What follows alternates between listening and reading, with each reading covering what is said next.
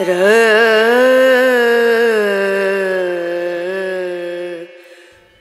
Morning and welcome back to জোয়ার and আস। শুভ রথযাত্রা, সকলকে জানাই রথের অনেক অনেক শুভেচ্ছা ও অভিনন্দন। আজ দিনটা তো অত্যন্ত শুভ, অনেক জায়গায় অনেক শুভ কাজ আজকের দিনেই হয়ে থাকে। দুর্গাপুজোর খুঁটি পুজোটাও কিন্তু আজকের দিনে অনেক প্যান্ডেলেই হয়ে যায়। সারা দিনটা অত্যন্ত শুভ থাকার কারণে আমরা ঠাকুরমশাইকে বিকেলেই আসতে বলেছি, সারা দিনটা তাতে টাইম পাবো সুন্দর করে গুছিয়ে ওঠার জন্য।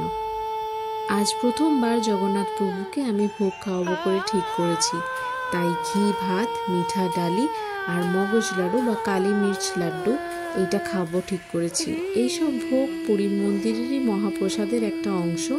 আরও অনেক কিছু থাকে, কিন্তু আমি এই তিনটে জিনিসই আজকে ঠাকুরের জন্য বানাবো করে ঠিক করলাম।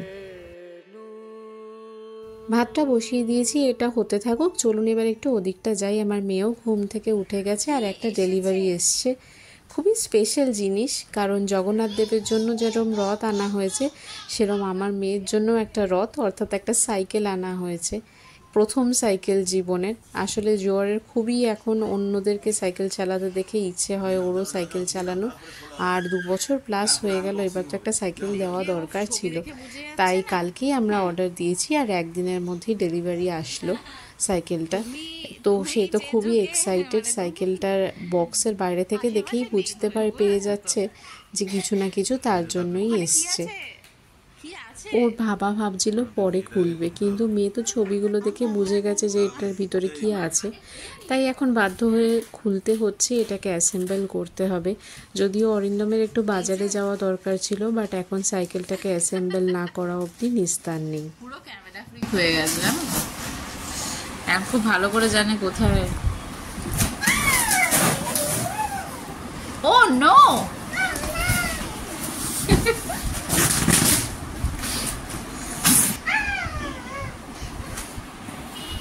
কিছু কিন্তু এখনো বোঝেনি, তারই মধ্যে এরকম এক্সাইটমেন্ট। এটা পুরো ব্যাপারটা যখন সামনে আসবে তখন যে কি হবে।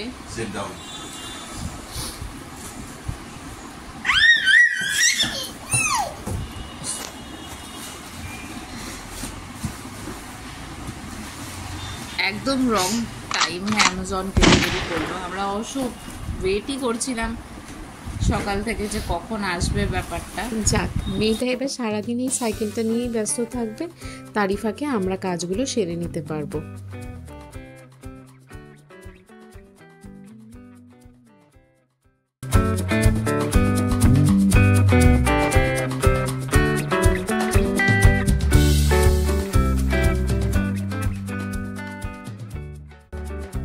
চলুন তাহলে বাকি রান্নাটা সেরে ফেলি, নালে আবার ওদিকে দেরি হয়ে যাবে।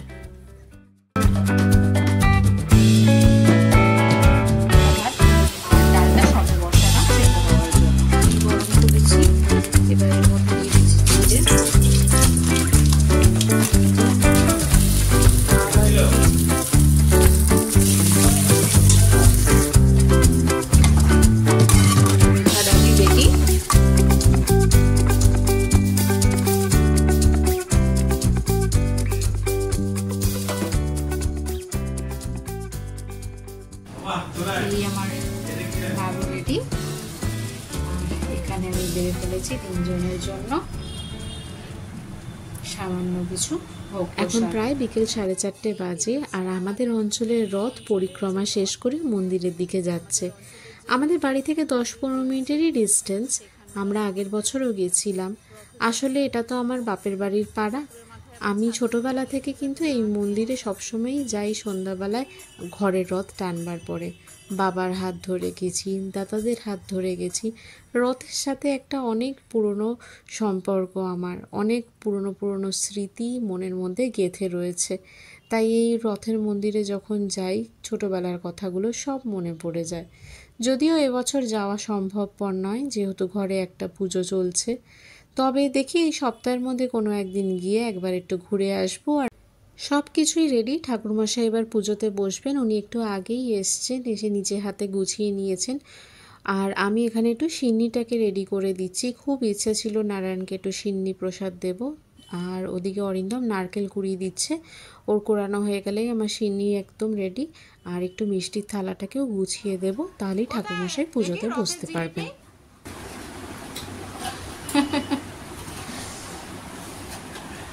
এত সুন্দর হয়েছে না।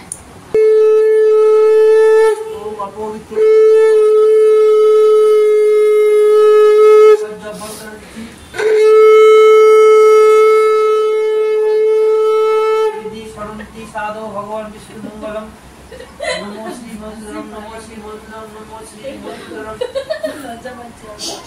बंग तो गंधादि परमो बंग तो गंधादि परमो बंग तो गंधादि परमो শোনো इते गंधादि परमो गाम गणेशाय नमो ছোট इते गंधादि पद्दा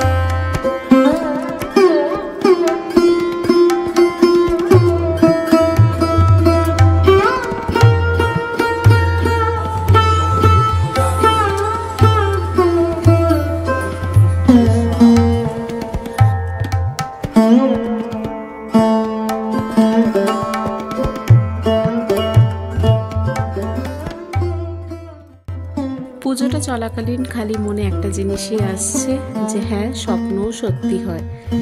অনেকদিন আগে যে স্বপ্ন দেখেছিলাম তা আজ পূরণ হচ্ছে। প্রাণ প্রতিষ্ঠা করে রথের দিনকে জগন্নাথ দেবকে আসনে বসাবো আর প্রত্যেক দিন জগন্নাথ দেবকে পুজো দিতে পারবো এবার থেকে। অরিন্দম আর আমার আরও একটা স্বপ্ন আজকের দিনে পুরো হলো।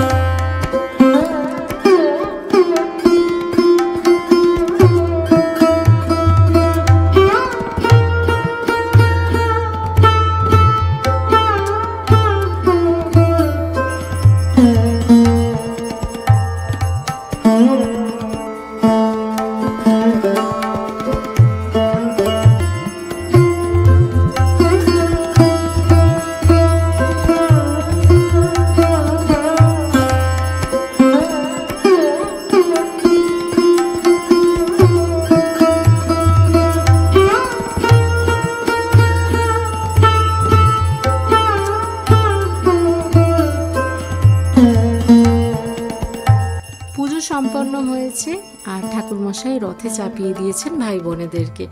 এবার আমরা সবাই মিলে একটু একটু করে রথের দড়ি ধরে টান দিয়ে জগন্নাথ দেবকে মাসির বাড়ি পৌঁছে দিয়ে আসব। আমাদের ব্লগটাও আজকে এখানেই শেষ করব, কারণ ঠাকুরমশাইকে ছাড়তে হবে আর তারপরে সবাই মিলে একটু ফল প্রসাদ নিয়ে উপোস ভঙ্গ করব। তাহলে আজকের ব্লগটা এখানেই শেষ করছি। আশা করি আমার ব্লগ ভালো লেগেছে। কোনো একটা মোমেন্টও যদি ভালো লেগে থাকে তাহলে ডেফিনেটলি আমাকে কমেন্ট করে আর লাইক করে জানাতে ভুলবেন না। নতুন কোনো ভিউয়ার হয়ে থাকলে আমার চ্যানেলটা সাবস্ক্রাইব করতে পারেন আর নোটিফিকেশন বেলটাও প্রেস করতে পারেন। তাহলে আজকের মতন টাটা, গুড নাইট, শুভ রথযাত্রা। আর একবার সবাই মিলে বলি জয় জগন্নাথ।